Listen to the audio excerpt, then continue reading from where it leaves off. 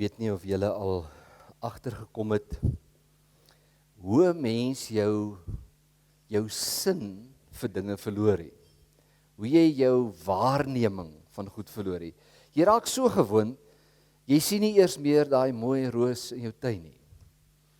Jy raak so gewoond, jy voel nie meer die koue lug vanoggend nie, behalwe om te kla daaroor. Jy raak so gewoond aan alles om jou, dat jy amper dit nie meer registreer nie. Jy gaan deur jou wêreld en jou lewe, sonder dat jy bewus is, soos op, ek sien dit weer raak, ek hoor dit weer, ek voel dit weer.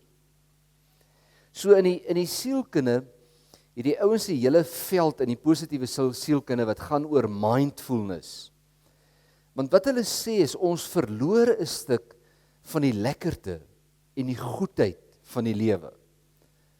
Omdat ons net so zombies aangaan en nie meer registreer, nie meer hoor nie, nie meer voel nie. So wat hulle sê is, dan moet 'n ou nou weer, jy moet soort van gaan stilhou. Jy moet net gaan staan net stil en kyk net 'n slag rondom jou. Gaan kyk net weer na daai blom. Ja, dis jou lewensmaat ook. Gaan kyk net weer 'n slag na jou lewensmaat. Gaan kyk net om weer die klomp wonders in hierdie wêreld waarin ons leef te sien. Ons mis dit omdat ons op autopilot lewe. En die enigste manier om terug te kom is om weer stil te hou en te sien en te ruik en te voel. In ons geloofslewe is daar 'n soortgelyke proses aan die gang. As jy kyk in die begin toe jy tot geloof gekom het, hoe werklik en hoe jy die goed beleef het en hoe tasbaar die onsigbare werklikheid van God en sy dinge was en hoe dit later half gewoon raak. Ons praat 'n sekere taal, ons gebruik dieselfde woorde. Ons mis die ervaring van die werklikheid van hierdie geloofsgoedere. So, toe ek nou vanoggend, toe ek moes voorberei vir vanoggend se nagmaal, het ek gedink, regtig, wat kan ek nog vir julle sê daaroor? Toe dink ek, okay, kom ons gaan terug, kom ek nooi jou vanoggend, om net tot stilstand te kom. Met ander woorde, ek sê, vergeet nou van 'n preek wat gaan kom, vergeet van 'n verduideliking, vergeet van die goed by die huis waaroor jy bekommerd is,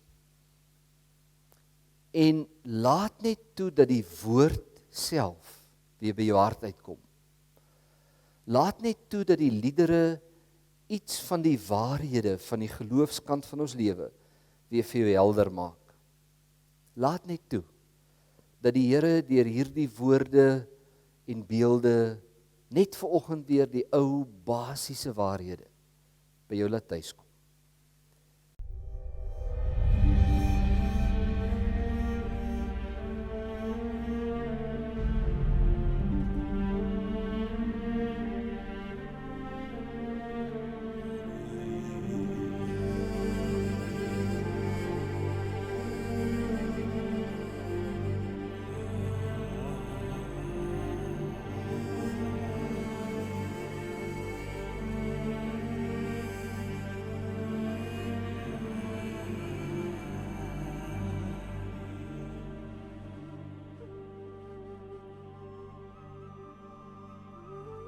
Hy het na sy eiendom toe gekom, en tog het sy eie mense hom nie aangeneem nie.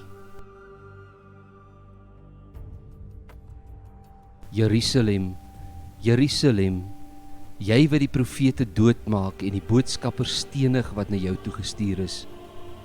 Hoe dikwels wou ek jou kinders bymekaar maak soos 'n hen haar kuikens onder haar vlerke, maar julle wou nie.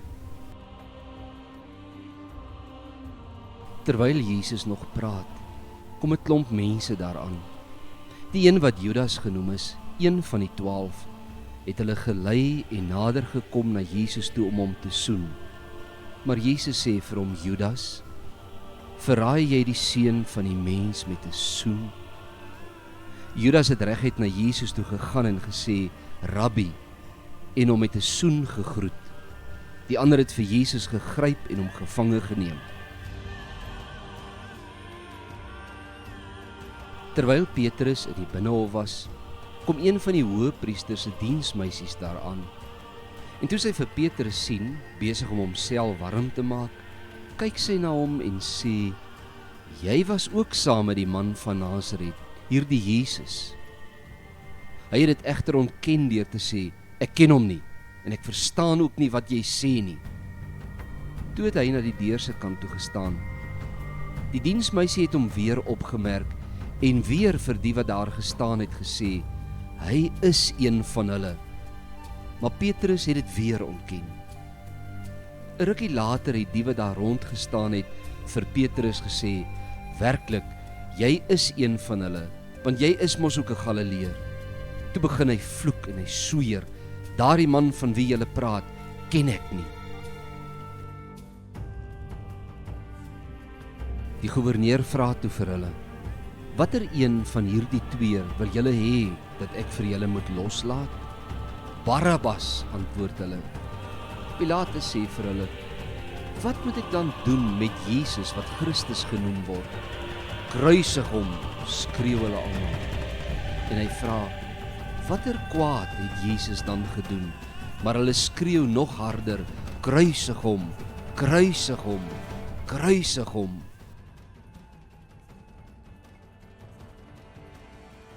Daarna vat die soldate van die goewerneur vir Jesus in die amptswoning in en bring die hele leerafdeling rondom hom bymekaar. Hulle trek toe sy klere uit en gooi hom 'n pers mantel om. Hulle vleg 'n doringkroon en sit dit op sy kop en gee hom 'n stok in sy regterhand. Toe bespot hulle hom deur voor hom te buig en te sê, ons groet u, koning van die Jode.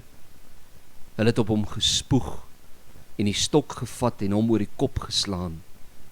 Nadat hulle hom klaar bespot het, het hulle die mantel uitgetrek en weer sy eie klere vir hom aangetrek. Toe lei hulle hom weg om hom te kruisig. Die mense wat daar verbygeloop het, het Jesus gelaster. Hulle het die kop geskud en gesê, jy wat die tempel afbreek en in 3 dae opbou, red jouself as jy die seun van God is en kom van die kruis af. Net so het die priesterhoofde saam met die skrifgeleerdes en die familiehoofde ook gespot en gesê, ander het hy gered, maar homself kan hy nie red nie. Hy is mos die koning van Israel. Laat hy nou van die kruis afkom en ons sal in hom glo. Op dieselfde manier het die rowers wat saam met hom gekruisig is, hom ook beledig.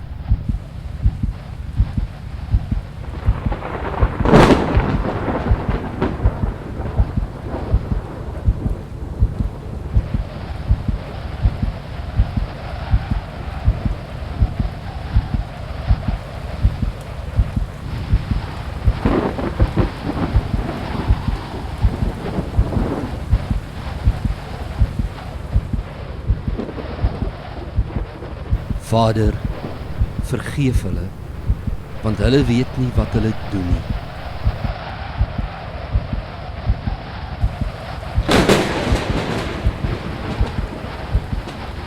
Voorwaar, ek sê vir jou, vandag sal jy saam met my in die paradys wees.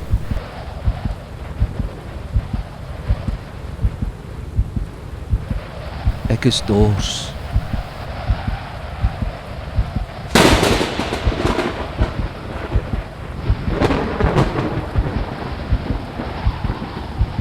Eli, Eli, lema sabachthani. My God, waarom het u my verlaat?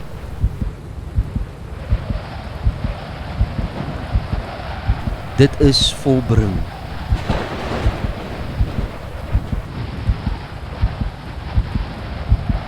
Vader, in u hande gee ek my gees oor.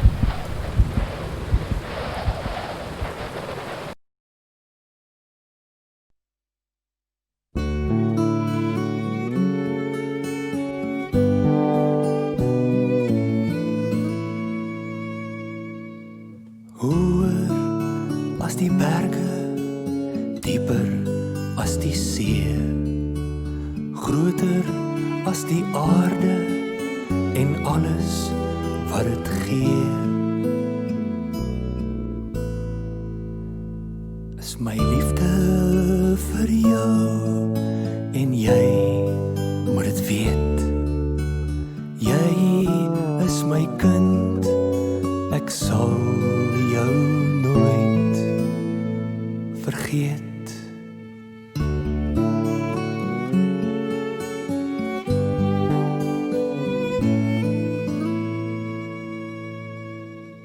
Daar aan die kruis, die bloed van my seun, al was hy ook dors, al was hy alleen. Lê my liefde vir jou en jy moet dit weet. Jy is my kind, ek sal jou nooit vergeet. So ver as die ooste van die weste mag wees, so groot soos my wese en die krag van my gees.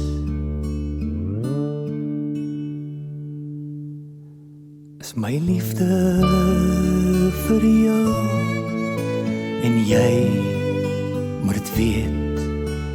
Jy is my kind, ek sal jou nooit vergeet.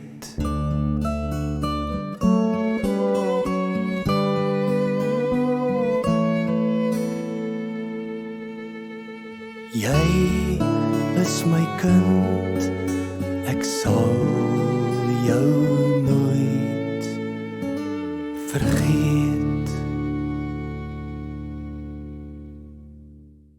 Maar hoe kan ek jou prys gee, Efraim? Hoe kan ek jou laat vaar, Israel? Hoe kan ek jou vernietig? Ek kan dit nie oor my hart kry nie. My liefde vir jou brand te sterk. Toe ons nog magteloos was, het Christus immers op die bestemde tyd vir goddeloses gesterwe. 'n Mens gee tog nie sommer jou lewe prys nie, selfs nie vir 'n regverdige nie. Ja tog, vir 'n goeie mens sal iemand miskien nog die moed hê om te sterwe. Maar God bewys sy liefde vir ons juis hierin, dat Christus vir ons gesterf het, toe ons nog sondaars was. Toe die mense op daardie dag met Jesus spot en op hom spoeg, het u, Here God, u rug op hom gedraai en weggekyk. En toe die doringkroon die mense spot op sy voorhoof skryf en die hamer die ysterspykers deur sy hande dryf, het u, Here God, u rug op hom gedraai en weggekyk. Toe hy op daardie dag verlate en alleen sy lewe aan die kruis gee, en met 'n laaste asemteug die donker dieptes van die dood betree, het u, Here God, u rug op hom gedraai en weggekyk, na my gekyk, omdat u wou hê dat ek helder, klinkklaar, duidelik moes kon hoor wat u op Golgotha wou sê. So lief het ek vir jou, en so graag wil ek jou vir altyd hier naby aan my hou.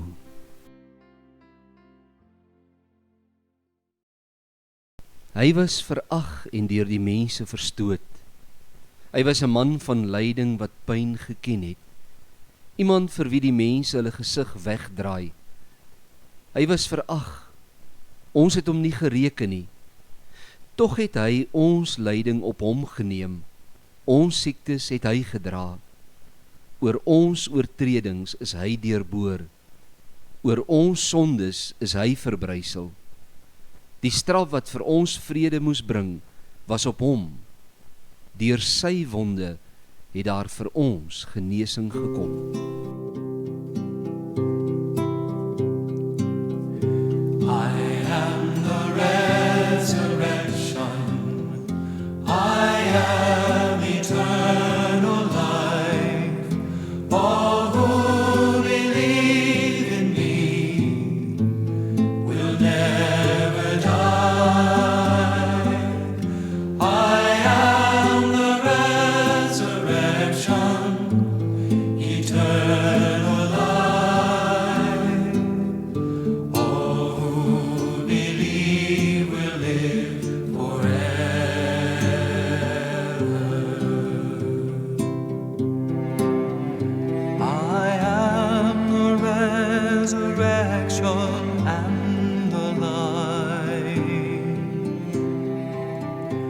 And I ask you now, do you believe in me?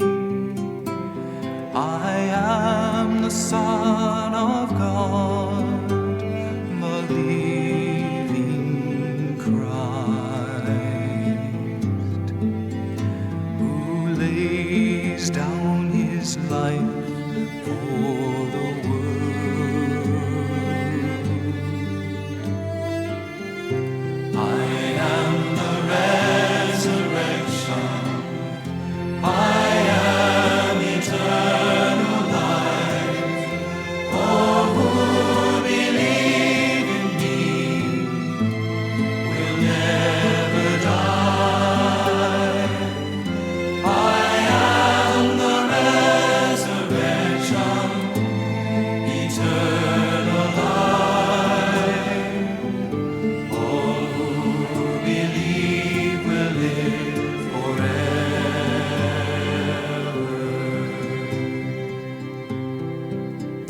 You should not be surprised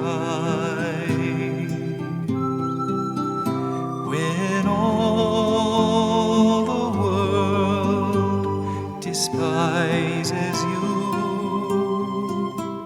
for the world despised the Son of God,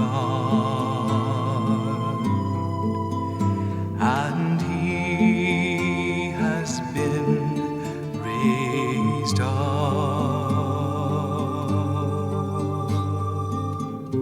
I am the resurrection, I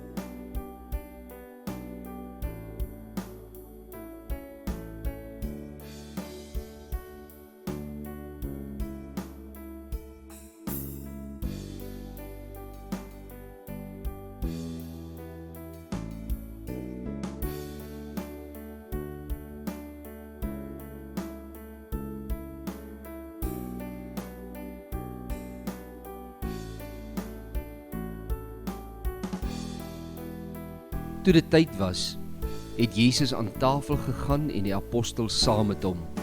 Hy sê toe vir hulle: Ek het baie daarna uitgesien om, voordat ek ly, hierdie Paasmaaltyd saam met julle te eet.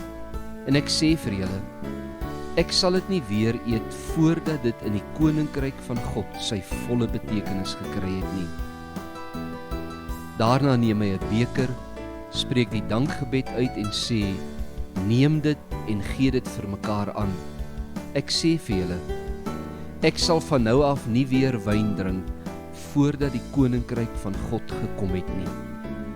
Toe neem hy brood, spreek die dankgebed uit, breek dit en gee dit vir hulle met die woorde: Dit is my liggaam wat vir julle gegee word. Gebruik dit tot my gedagtenis. Met die beker na die maaltyd het hy net so gemaak en gesê: Hierdie beker is die nuwe verbond, beseël deur my bloed wat vir julle vergiet word.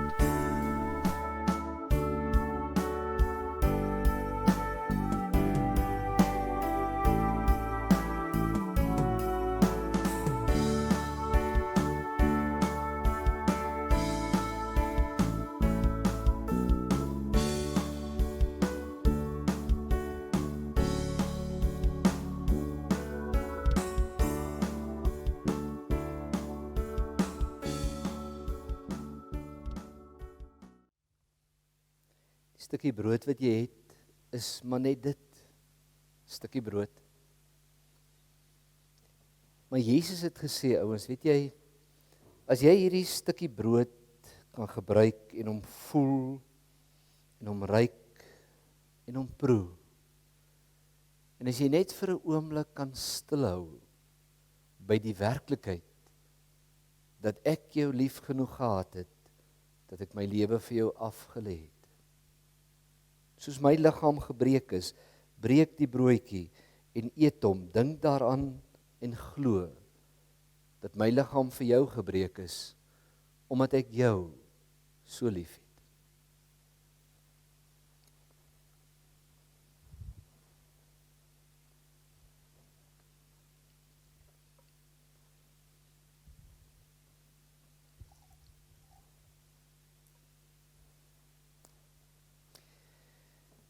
En die wyn is ook maar net dit, wyn, dit is nie heilige wyn nie. Dit is wyn wat hulle aan tafel gebruik het. En dan Jesus sê, maar as jy my volgeling is, vat hierdie wyn en stop net vir 'n oomblik jou lewe. En laat toe dat hierdie wyn jou, wanneer jy dit proe en ruik, jou herinner daaraan, dat my bloed gevloei het, dat ek my lewe afgelê het, sodat jy vir altyd kan lewe. Neem dit, drink dit, dink daaraan en glo dat hy sy lewe gegee het, sodat jy vir altyd kan lewe.